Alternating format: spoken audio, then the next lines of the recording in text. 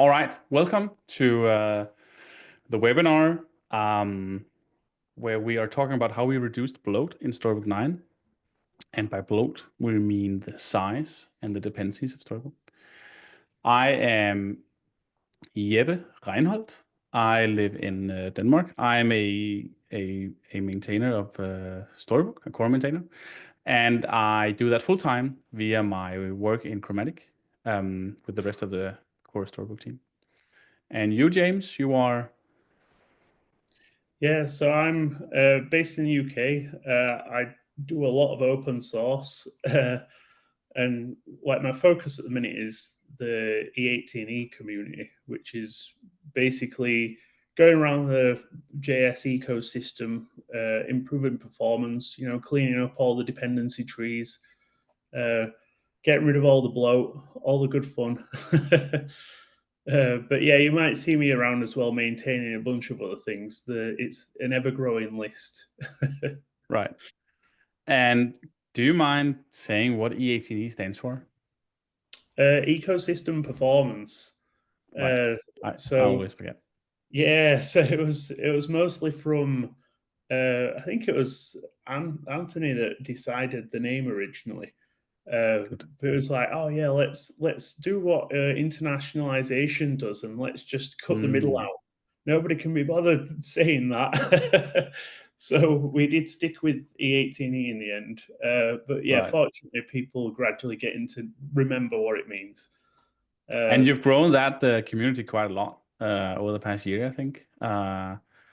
You've certainly yeah, been a help to Storybook, both like you personally and the rest of the community. We got a lot of inspiration and also help and contributions from you guys in doing this. So that's great. And we're going to talk about today what we did and how we did it.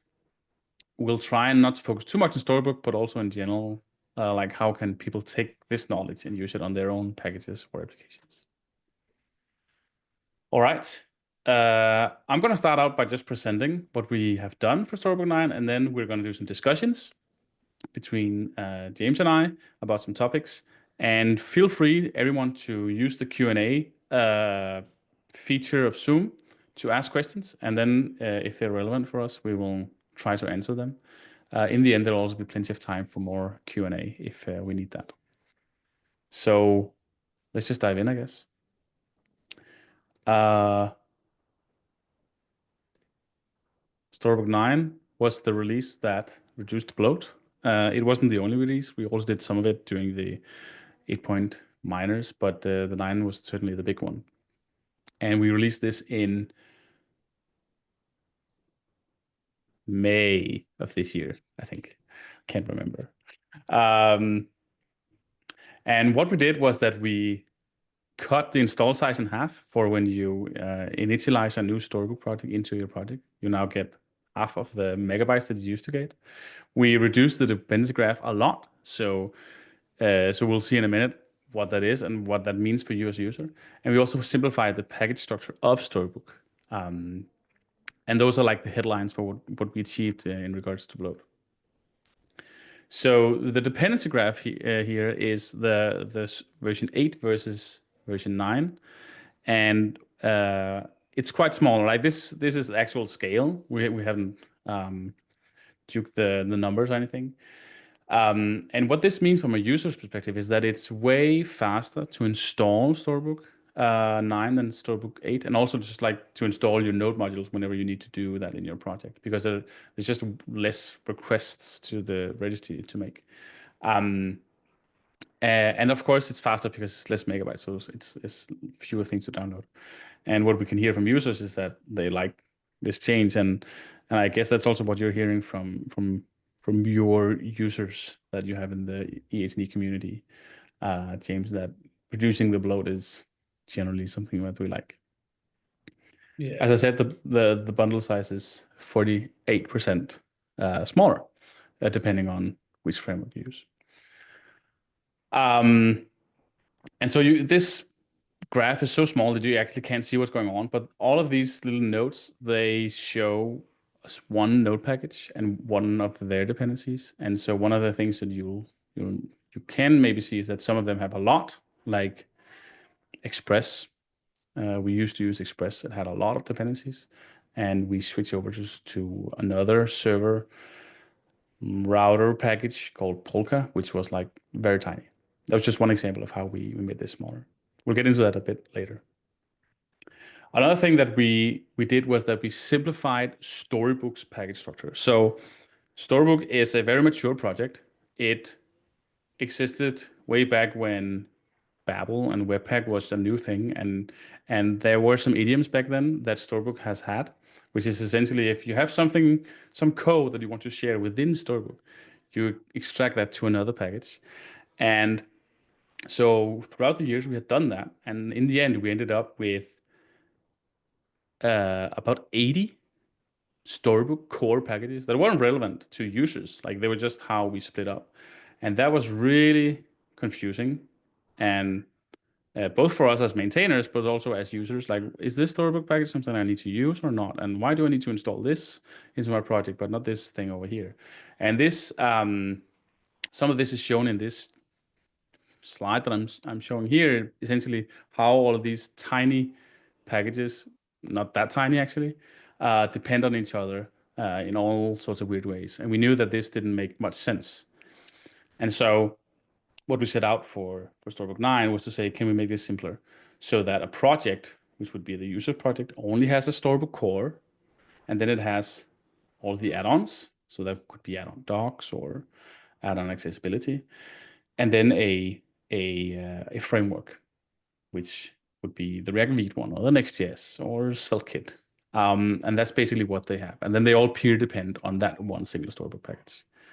And so we did this, and that is also a huge contributor to how we simplified the dependency graph, because everything is just now one big thing that internally can reuse the dependencies that they have.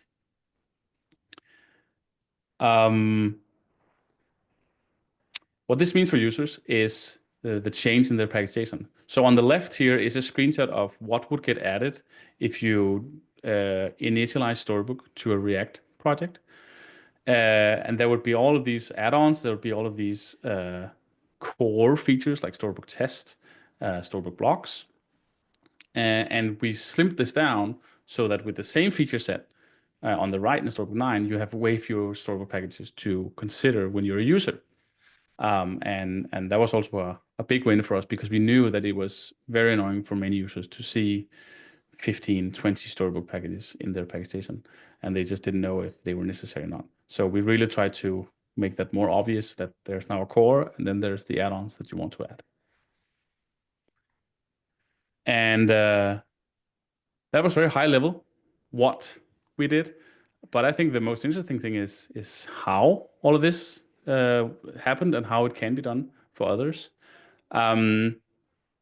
So one of the first things that we decided to look into, like, what removing unnecessary dependencies. And maybe, James, you can talk a bit about what is an unnecessary dependency and how do you go about removing it? Yeah. So if you go way back to older versions of Storybook, there's quite a lot of dependencies that are, very deep in the dependency tree that you won't even be aware of. But a lot of these are fairly old, and now the functionality exists in Node itself, for example, or in browsers. So the most obvious one of like dependencies you don't need anymore are the ones where it's being replaced by native features. And so quite a lot of the cleanup that happened inside Storybook, I think, was initially at least, was just getting rid of all of these things which are now available in the engine itself. Mm-hmm. And if you do that enough, you find that you're removing trees of dependencies rather than just individual leaf nodes of the big graph you saw earlier. Mm-hmm. And that alone, reduced. I would have been interested actually, to see the progression of that graph that you had up, but Mm. I imagine it will have gone, like from the massive one to maybe like half, and then gradually getting smaller. Yeah, But yeah, yeah, Yeah. there were a few moments, I think, where a lot of dependencies got trimmed out. Hmm. But yeah, I think a lot of it is because of native functionality, but some also is just because you have multiple dependencies in the dependency tree doing roughly the same thing.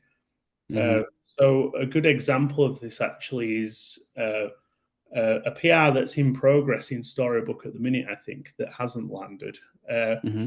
is that there's multiple packages for finding a file upwards in the file system.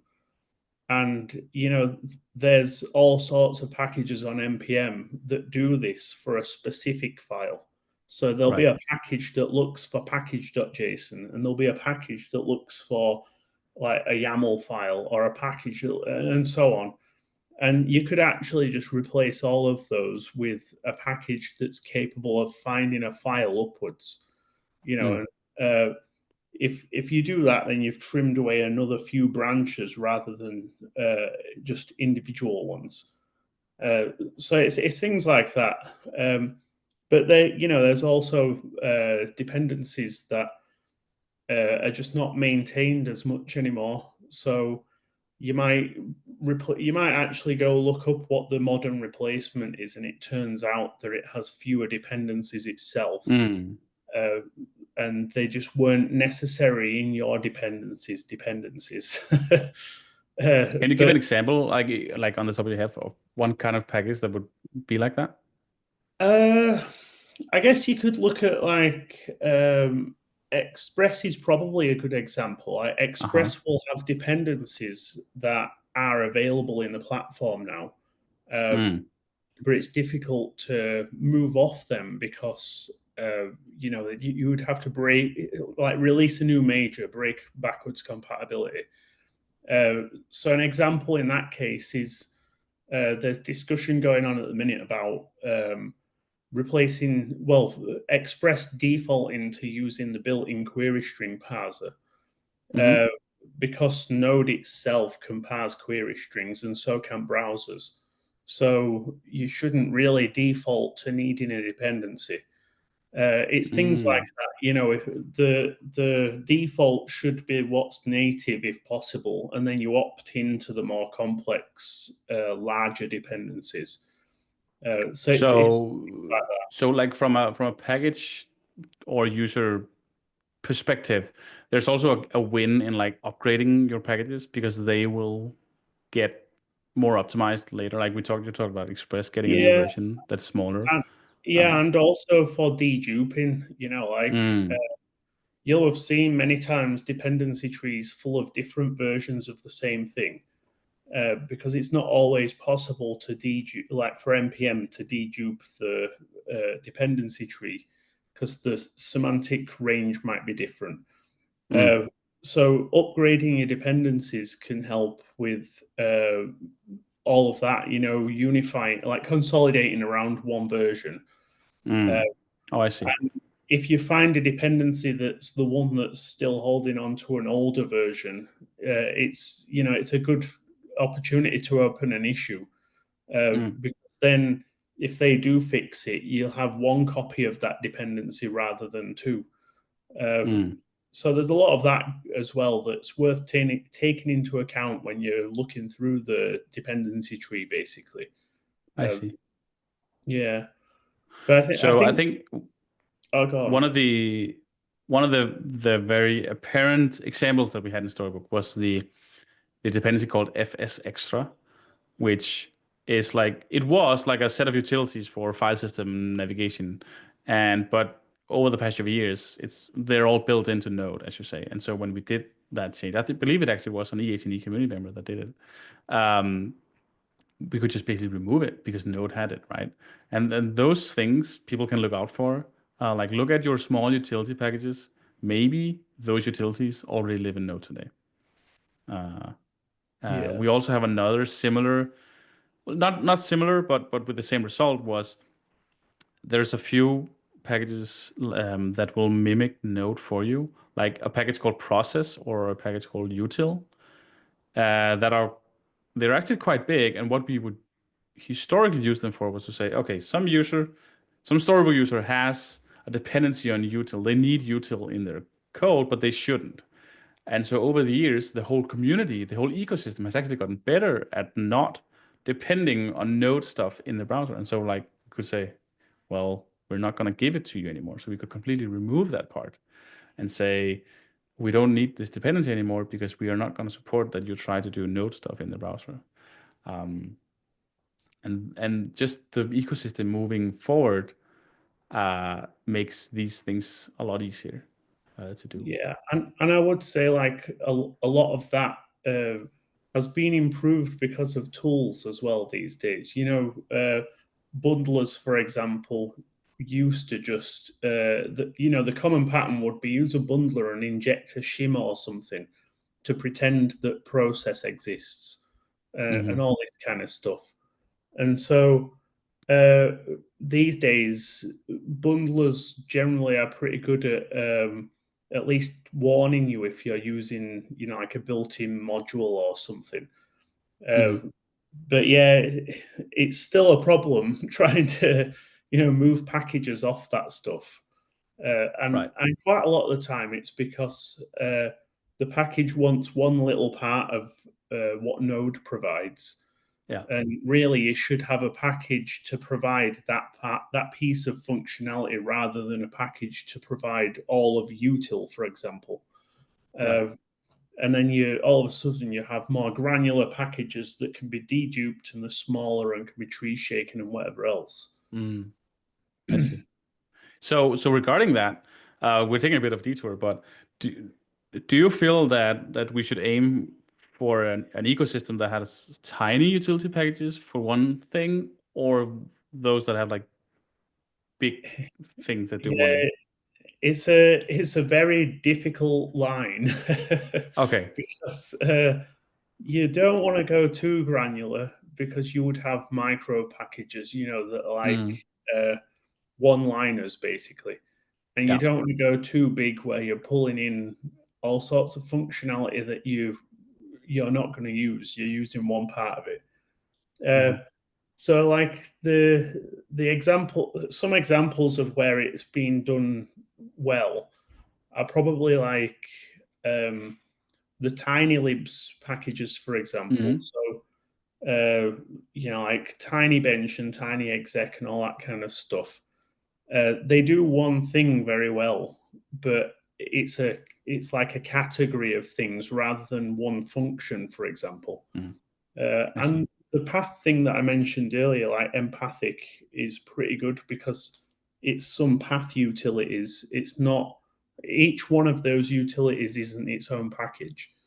And all the un.js packages that you will have seen that Puya maintains, uh, Mm, that are used in Nuxt and other things, they're very similar. If you look at any of them, they're usually a package of utilities rather than mm, individual packages.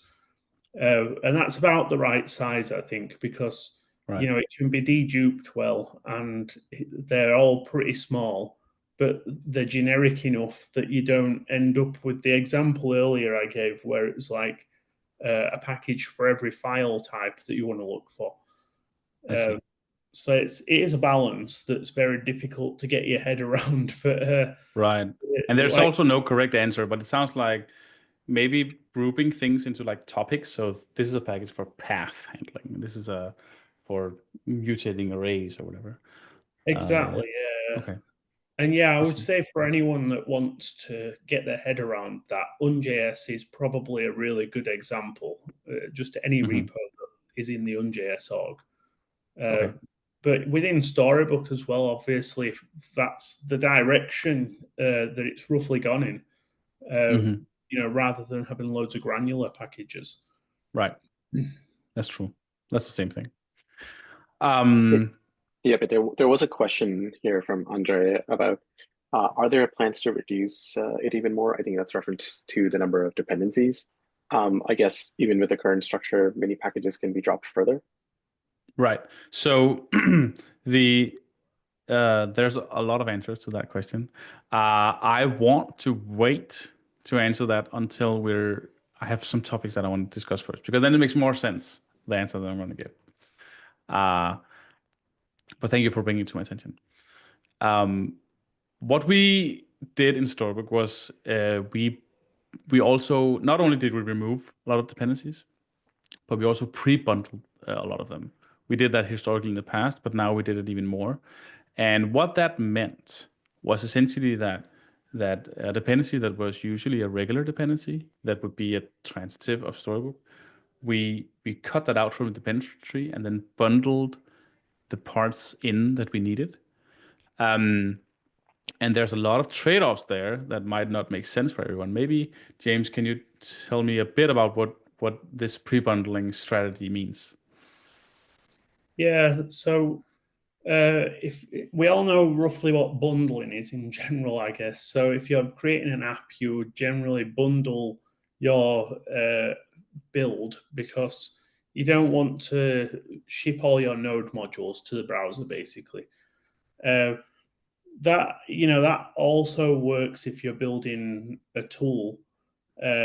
So if you're trying to build a dev tool, so like Storybook or uh, a bundler itself or something else like that, CLI util, you might want to bundle things because you can tree shake the parts of all your dependencies that you're not using, and you could even minify, the dependencies into the one that you ship. Uh, Mm-hmm. and because it's a tool that people are going to install and use, that kind of makes sense. If you were shipping a library, for example, that people use, you probably wouldn't bundle because it's up to the end user. Well, the developer building whatever it is they're pulling that dependency into to do the bundling, because then you can benefit from npm's dedupe and things like that. But yeah, in the case of Storybook and any other dev tools like Veep, for example, there are certain packages where you probably do want to bundle it to save on the size with the tree shaking most of all. Mm-hmm. You might pull in, like, going back to the granularity stuff, you might pull in a pretty big dependency that is as big as Lodash was, for example, and you only use maybe two functions out of it. You could argue that the ultimate thing to happen would be that someone creates a package that's more granular, but it's not always true. So when you're building these tools, it's a safe bet to just pre-bundle the ones that are like that. And then if Mm-hmm. one day someone does publish an alternative that's much smaller, and more focused, maybe you don't need to bundle that dependency anymore. Uh, but for a lot of dev tools, you probably would carry on bundling most things, Mm-hmm. just to keep the binary small. I know it's not a binary, but the JS executable. The application, basically. I think the for me, it's a lot about whether or not other packages depend on your package. Like Next.js, they do the same thing. They have a lot of pre-compiled packages in them, right? But no package depend on Next.js. Like Next.js is something that an end user installs. So there's really no deduplication going on anyway. And it's the same for Storybook, that Storybook is something that you run. You don't build something on top of Storybook. Storybook will always be a peer dependency of add-ons. And so that's the biggest difference, I think, from a technical perspective on why you should or shouldn't pre-bundle in. What we saw was exactly as you said. We had a dependency that was maybe like 2 MB to download. We were not using that much of it, and so when we said, okay, what happens if we just make the bundler put it in? You got 4 KB instead, which is way smaller because we only really got the parts that we were using, and that was awesome. But it has the trade-off that um, first of all, the download stats of that package are skewed heavily because now Storybook users are not downloading the package anymore. Only Storybook is downloading it at build time. So those NPM stats, they're weird, right? Maybe that's a minor thing. For some, it's important. But there's also, as you said, package manager deduplication. the package manager can't say, "Oh, I've seen this package before. I'm just gonna reuse that." No, because this is now my code. It's not the package anymore. Um, and Yeah. and and sometimes it can make it harder to debug issues. Sometimes the issue is really in some deep package, and it's easier to go into that specific package, make some code changes. But if I bundle it, it's not in that deep package anymore. It's directly into Storybook, and so it's really opaque where that problem is happening. Um, so so that's the trade-off. Um, and you also wrote a great blog post about this topic on the 18E website. We should link to that in some chat or somewhere. Yeah. I do also have an example of where you probably wouldn't bundle. So Mhm, I was just thinking, so as you know, I maintain Clack, which is like mhm, a, for anyone that doesn't know, it's like a CLI framework library kind of thing. If you want to build a CLI, you would use this library to do the prompts and stuff. Uh, because quite a lot of dev tools use that to do their prompts, you wouldn't bundle Clack. You would just pull it in as a dependency because it's very likely that someone running your dev tool is running another one like that also uses Clack.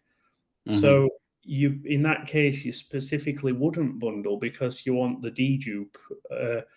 Because in real world situations, people run multiple dev tools, uh, mm. but then something else where it's not likely to be shared much. You might want to bundle it because it'd be a waste to have to pull it down in its entirety. Like you've Mm, just said, the 2 MB one or something. If you're only mm. using a small amount of that, there's no point. So it is a balance, but you can see that like that's how you figure out if to bundle it or not, basically. Yeah, I see. Um, so that can bring me back to the question that we had. Should we remove our dependencies even further? And when we look at the dependency graph we have today of a deployed storybook, what's really left in that is the things that technically could not be pre-bundled for various reasons. We have the testing library dependencies. There's something going on with if you pre-bundle the types, then the types will be wrong from the user's level or something, and so we couldn't pre-bundle that. ESBuild as a dependency of both Storybook and also Vite is is quite big. So it's not great to try and pre-bundle that because the deduplication would be very bad. But it's also impossible to do because ESBuild has packages that are specific for each system. So one is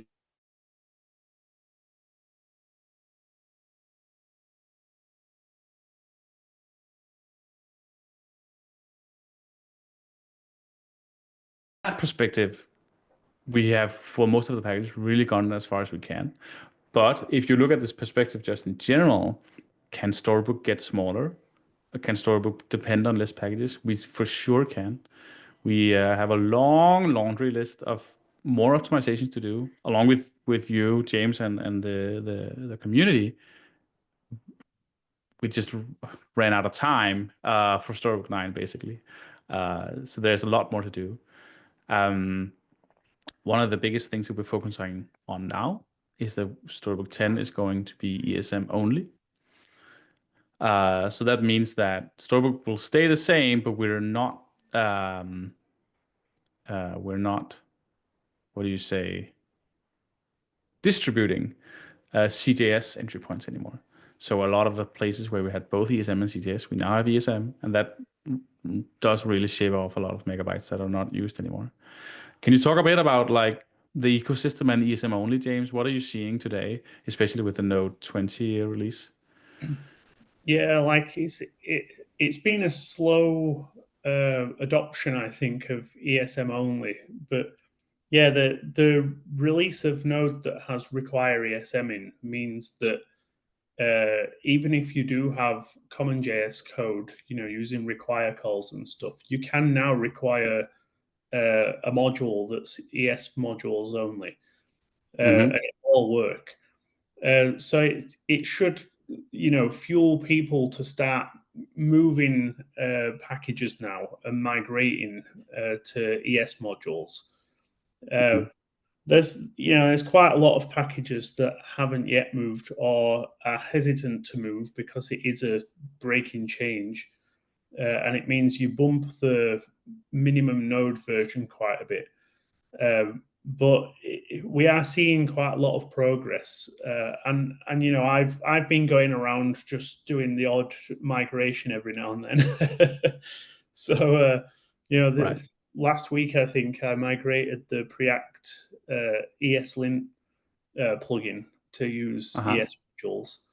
Uh, and so it is actually an easy migration these days. It's just that a lot of teams don't have the time yet to do it. So if anyone does want to contribute to that as well, just have a look around at what dependencies in your tree are still CommonJS. Mm. And the Node team would be super happy to, see more adoption and get feedback on how it's all going. Right. So we just need to keep the ball rolling, basically. So I'd love to see a ESM only storybook. Yeah, that would be great. Yeah, so you say it's an easy migration, and I think it is for most, but I can say in Storybook we're two people, full time, 6 weeks on doing that. Yeah, So we have a bunch of stuff to do, right? But I think for most packages, it's quite easy um, to do. yeah, and Uh, it does.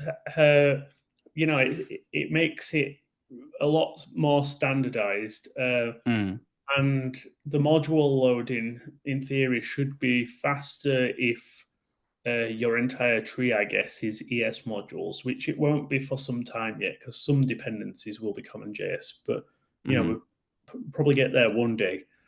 mm, But yeah, things like I guess people don't realize that supporting both does have performance loss because even just loading configs, config files that could be in either, the mm, cost of figuring out what the format is before you load it and then parsing it and so on is expensive. So if you can just assume that everything's ES modules, it's a lot easier. mm. It makes life simpler. And also simpler in terms of like debuggability. Like there's been 100, 200 times where I have had a problem. I went into the package to figure out what's wrong, and then there's both ESM and CTS, and so now I have to figure out which of these entry points is actually wrong, which did it choose, and so if you only have uh, one ESM format, then it's simpler also to look at from a debuggability perspective. Yeah, So I'm and very eager to this. I also do wonder if the type stripping stuff that exists in Node now, Mm, if we provide TypeScript configs, maybe we can stop needing dependencies that load TypeScript and just rely on the user having a version of Node that can load TypeScript. So do you mean having TypeScript directly in packages? So like having a TypeScript ESLint config, for example, Uh-huh. in the past would mean that ESLint needs to have a TypeScript parser inside it so that it can load Mm, TypeScript configs. So if you had a I Storybook see. config that's a TypeScript config file, you could just say, well, we're not going to load a parser. We're just going to require that you use a version of Node that can natively read this. Yeah. Maybe that's a route that people can do one day. I'm not sure yet. Oh, that'll be great. I mean, so specifically for that in Storybook 10, we're using ES build to parse your main TS config because Node doesn't understand your TypeScript config. But if Node could do that, we could drop that whole dependency, which is, I think, at least 25-30% of the whole Storybook Yeah, size is the ES build. So that would be amazing. But for now, it looks like it's 2027 or something where that's gonna go yeah, LTS. So I'm not holding my breath. Let's say that. Um, Cool. I see a question from Matt about the percentage of savings in package size from pre-bundling versus removing dependencies. I think I'm not sure I get versus removing dependencies. I, I think I also I've seen you say this, James, that ideally we should always try to remove dependencies. Um, and oh, I see. You mean deduplication versus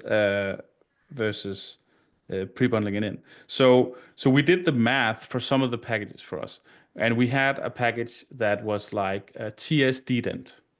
It's a tiny utility that dedents text, right? And we use that I think 200 places in Storybook whenever we want to console log something, and it was 40 kilobytes, but when we pre-bundled it in, it was 2 kilobytes.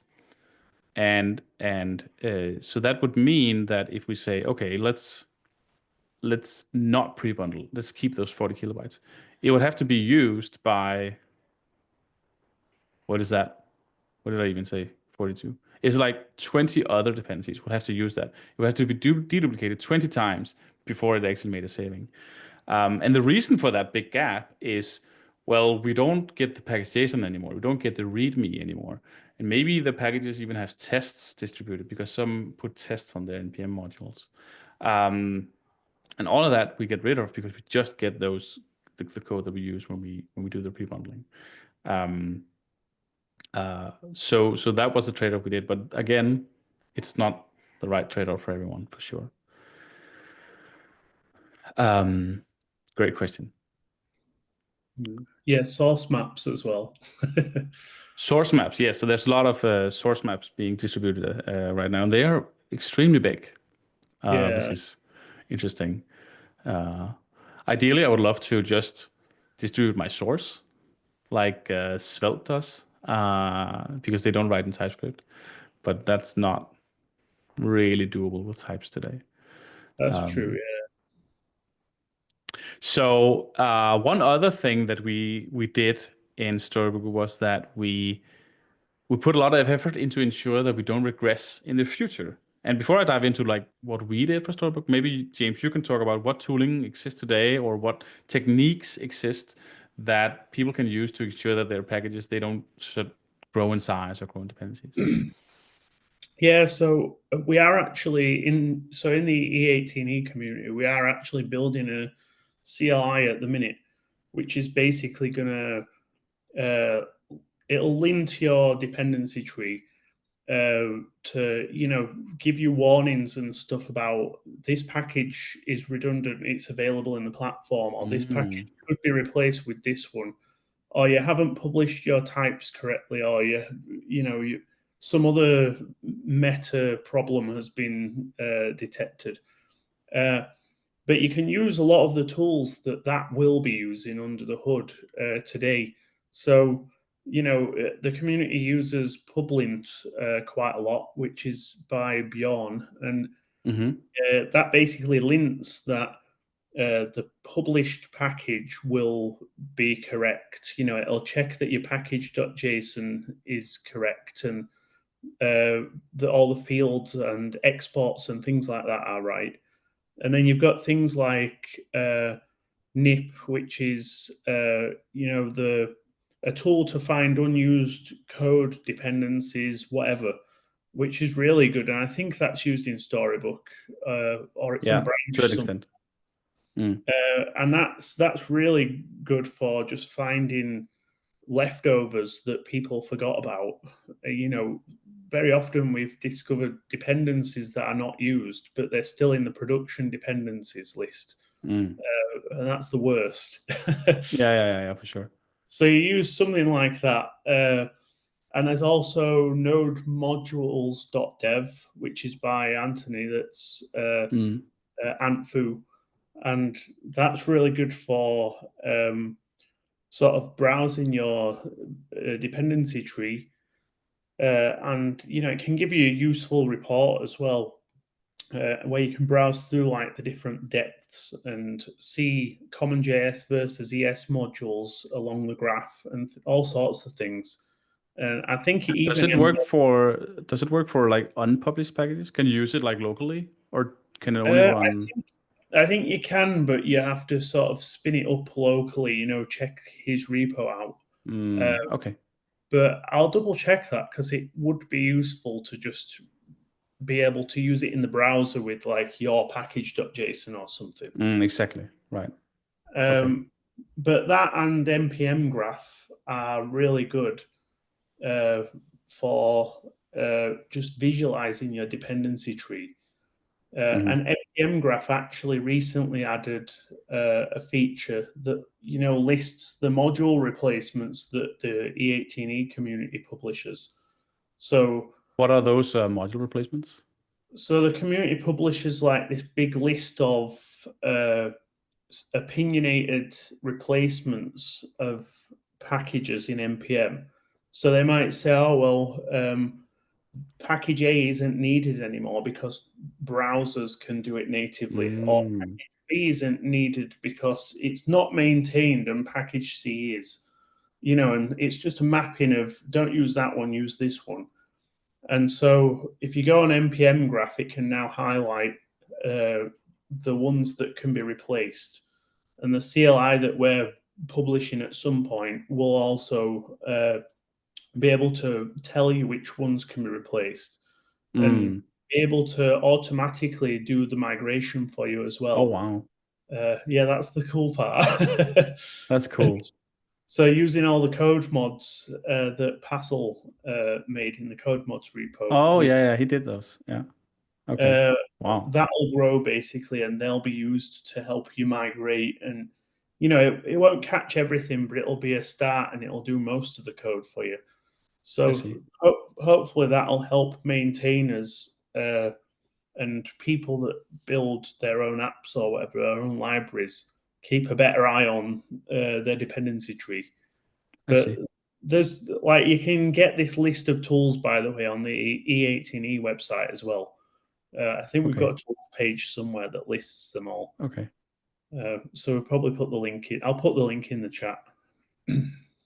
Right. So one thing that we did for regressions, essentially, someone opens a PR with a change, and then all of a sudden that introduces 500 megabytes. Uh, what we did was we built this GitHub bot that in our CI run every CI run. I think I have a right. It will comment on the PR and say this is the new size and amount of dependencies for all of the Storybook packages in the monorepo. So we have, I think, about 30 packages currently. It'll look at those and then it'll compare that to the base branch because it also did a run on the base branch and say, oh, you have now increased or you have decreased. And then it'll show that in the table as I'm showing on the slides.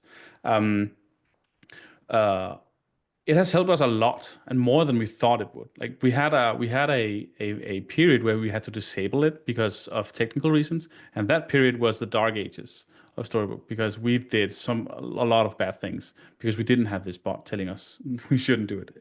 And we can easily see, well, oh, my bundled size is now 1 megabyte bigger. What happened? I changed 2 lines of code. So it's not just about the dependencies, it's also about the code that we actually write that can change a lot of stuff. That's what we are seeing at least. Um, and so one thing that includes is this bundle size analyzer link, which is also a huge help to us. Essentially, we get a link to the base branches analysis and the PRs analysis. And then we can compare these with each other and see, oh, so this is one of the analysis. The sidebar component all of a sudden grew 200 kilobytes. Why did that happen? But we can do that by just visually comparing before and after. And then it's very easy to spot the changes. I wish that this tool exists. I wish I didn't have to write all of this benchmarking code because it's really weird. I won't you to build this, James, so that I can use a more generalized uh, system. What? Yeah, I was just thinking like it's on like my roadmap. I really want a GitHub bot of some sort, Mm, that can do this kind of thing and give you a big summary of what's changed in like bundle size or deprecated or unmaintained dependencies you've introduced and all that kind of stuff. Uh, mm. if there could just be some sort of workflow thing that does that and leaves a comment and Yeah. gives you some of this as well, that'd be really cool. Yeah, I agree. I think for us, one of the first problems we ran into was, well, we need to store this data somewhere.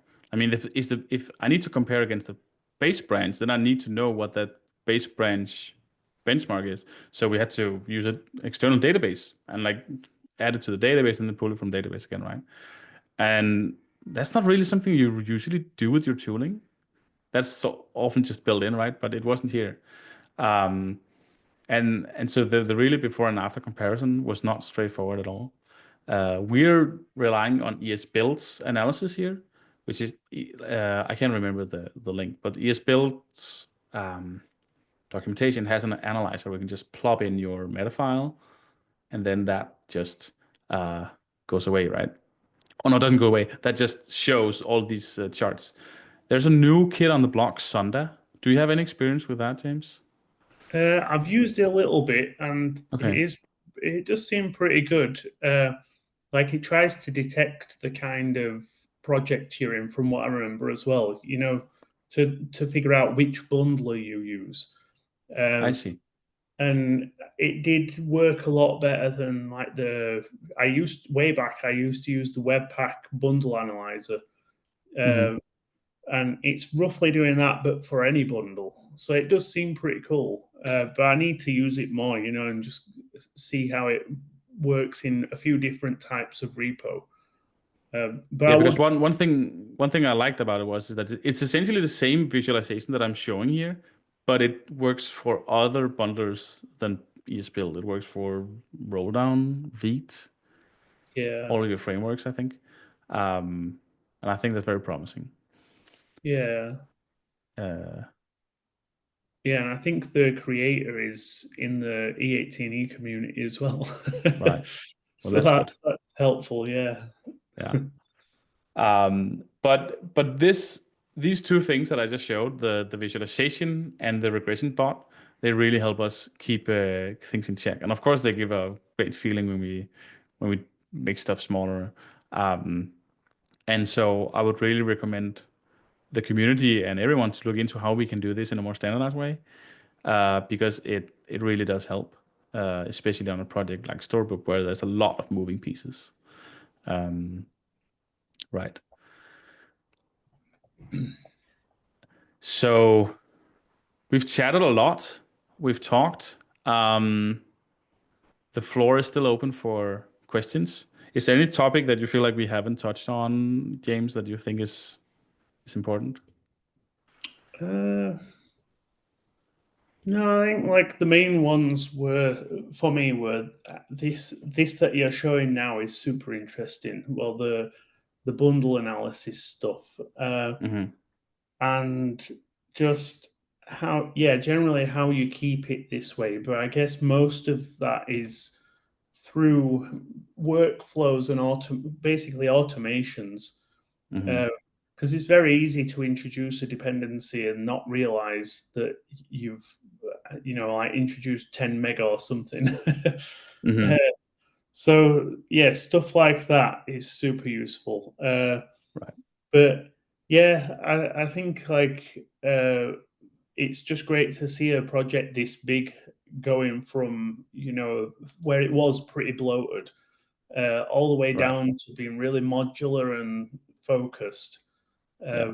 If we could see more projects doing that, it'd be great. Yeah. We are seeing a lot of projects doing that, but we want to see it even more, right? Yeah. Uh, I think it's a very interesting development. Um, I'm seeing Natalia asking if we are documenting the regression part, and we are not. I can outline what it does right here on the spot, uh, because it's weird. It essentially we we have our own registry that we spin up locally using the tool called Verdatio. Verdatio is, hey, I want my own npm registry locally for temporary reasons. And so we spin that up, and then we publish all our Storybook packages, like we build them and publish them to that registry. And then we go, so they now exist on the computer as if they were on npm. And then we go into a temporary directory and we install them, each one by one. And then we use basic bash scripting to say, oh, what is the size of node modules and how many folders are in the node modules now? And then we just use that to calculate it. And that gives us a very, very accurate representation because it really does publish it to a registry. We get rid of all the source code. We only have what the files that would have been published to the registry. And then we take that result and then we dump it in a database, and then we pull that down later when we need to compare it. So that's the easy part basically. But figuring out what is the size of my package, that's really the hard part. And the fact that we have to do this registry hack annoys me, but I couldn't come up with any better way. Like Ant Foo's node modules are great, but it really only works if you have a package that is done. What if I have a package that is not published or that is like only locally on my machine? I need a tool like that. Like Publint tries to do some of that by Okay. I think it does basically it runs pack npm pack in each one and turns it into a tarball, and then uses the tar to pass through like add types wrong, for example, through other tools. But you don't have you do have what would be published, but without the node modules.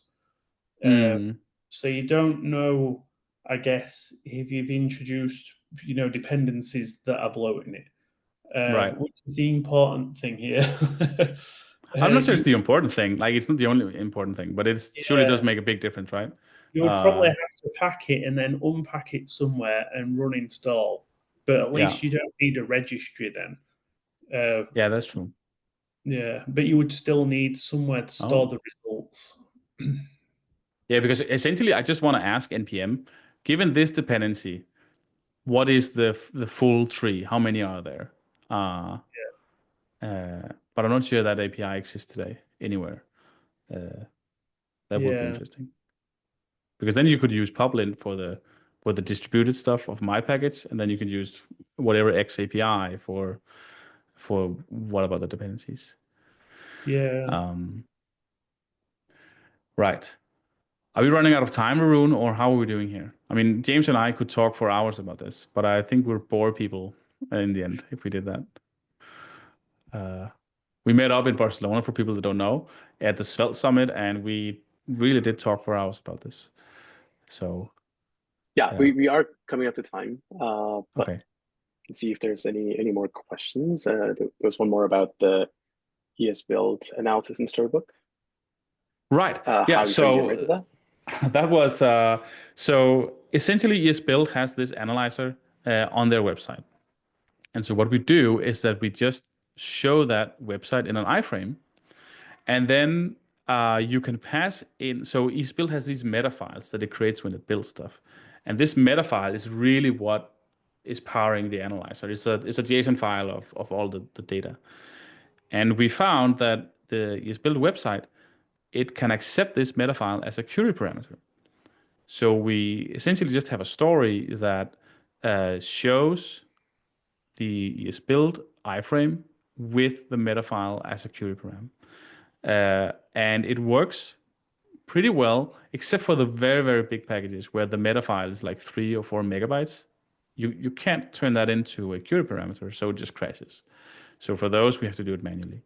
And then because we know a lot about Storybook, I wouldn't recommend people to do this in Storybook unless you are publishing Storybook. We are publishing a Storybook for every release anyway, every PR. So that's why we put it in there. But essentially, we just wrote a story that has this iframe, and then with the controls in the bottom, you can pick, I want this package, and then it'll fetch another meta file If you pick this package, it'll fit in the web maker file. So that's what we did. I'm sure that there are simpler ways to do this if you're not, if your whole CI workflow is not built around storybooks, which ours are obviously. This Yeah. is a bit of a tangent, but do you also run visual test on that story? That means you can just We use a visual disable test to visual catch. tests for that. Oh, okay. I thought about doing it because really the difference is, well, this box is getting too big, but also it changed like 2 pixels to the right. That's not really useful for me. So we are not running visual tests. Yeah, for yeah. the Those graphing libraries always have like slight differences every time. It was not built for what do you say, being deterministic in the in the visualization. Yeah. Cool. Thank you. This was awesome. Thank you all for joining. We still got 1 more minute if there's any last questions. Or if you have anything else, feel free to reach out to us on like Blue Sky in DMs or whatever, and then I'll be happy to answer more questions about all the bundle work. Or the Storybook Discord. Drop by. Oh yeah, for sure, the Storybook Discord. There's a lot of more work to do, but right now we're focusing on the ESM part because that's a big win for us. Well, thank you, Jeppe. Thank you, James, for joining us. This was awesome, and thank you all for attending. We'll see you next time. Bye. See y'all.